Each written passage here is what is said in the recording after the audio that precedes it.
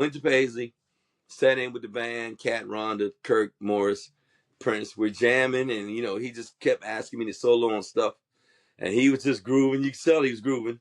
He wasn't playing, just me and Cat were playing. And next day, they invited me back to rehearsal again. Then we rehearsed again on Friday. And then Saturday, we were on a plane going to do Good Morning America.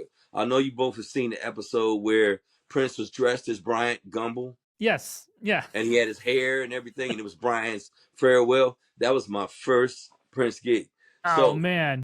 First we were Prince standing gig in 3 line, days getting after ready to you go on met stage. him and played him. He never said I was in the band. I was just hanging on by my fingernails, just if you could imagine getting on a jet and you didn't get inside the door, you're just hanging on to the outside by your fingernails. Yeah. That's how fast that took off. So we did that Brian Gumble thing, but I didn't have any wardrobe to match the custom made clothes they were wearing. So as we're standing there getting ready to walk out, there was a coat hanging on the coat rack. You And mean Prince said, standing at Good Morning America, getting ready to walk out we to were play? just about to walk out. Okay. And I had on whatever I had. I had some church shirt and some slacks. And Prince said, Mike, put that coat on right there. And it was just somebody's long 3/4 length black felt coat, whatever. I put that coat on, and he told the wardrobe, he said, go get Mike a hat.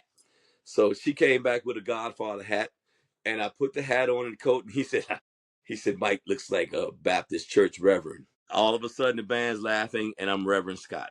Oh. So from that gig on, he kept calling me Reverend Scott. And then as I began to get the custom made clothes like the rest of them, he had me wearing choir robes with a matching hat, with the matching shoes He and was the just having matching fun. pants. He was And I having was fun. completely Reverend Scott.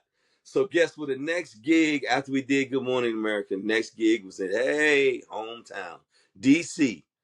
First gig was with, and I was on cloud nine to roll through town at Constitution Hall with Prince, and I was on cloud nine. So, funny story. So after that gig, me and Prince on a tour bus, and I said to him, I said, "Sir, we never discussed business or anything. We didn't. He never said you're in the welcome to the band. It didn't happen like that.